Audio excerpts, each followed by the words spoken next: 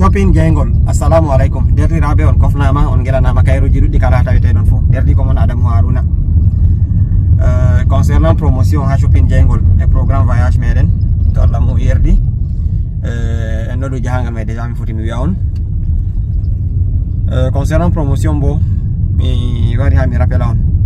mi tammi yahugo Lagos lesdi Nigeria, Cotonou lesdi Benin e nanta to mi timmini be ton mi lottoto berniwol Kano lesdi Nigeria mi tammi faɓɓugo faɓɓande junde har ton e dede direyama ton may pat en tammi sallingo ɗum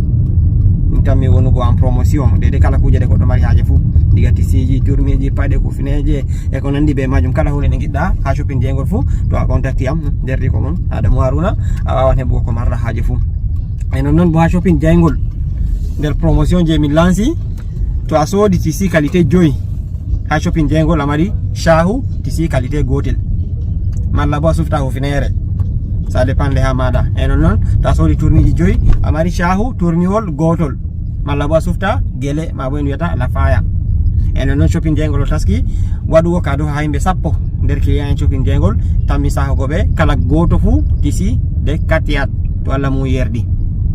ɗo ɗum seɗɗa dede nder promotion je shopping jengol lanci e non bo réduction non ha kala kuje de en sippata fuu réduction non kuje je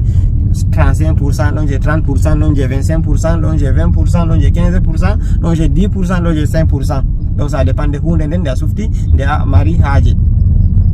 ha jotta to a soodi kuje ha shopping jengol expédition donc gratuit to a soodi kuje ha shopping jengol expédiente kuje may ɗo ƴummo warta ha wuro ngo gonɗa sans toutefois ke yoɓi frais no famdiri fuu shopping jengol on tan mi suklanago ka fuu ma kam to ɗo ndede seɗɗa ɓayen mbi jotta mi wolwan tan ɗo ni ɓeɗo dow lawol dillugo jahangal may on ngam may ɗo warugo yesso en tammi yugo vidéo ji de no jahangal may ɗo tokkiri ha hewta ha jottoɗen Lagos ha jottoɗen Cotonou e ha yummitoɗen diga Cotonou lortoɗen Lagos ɗoro en dillen berniwol Kano to Allah mum yerdi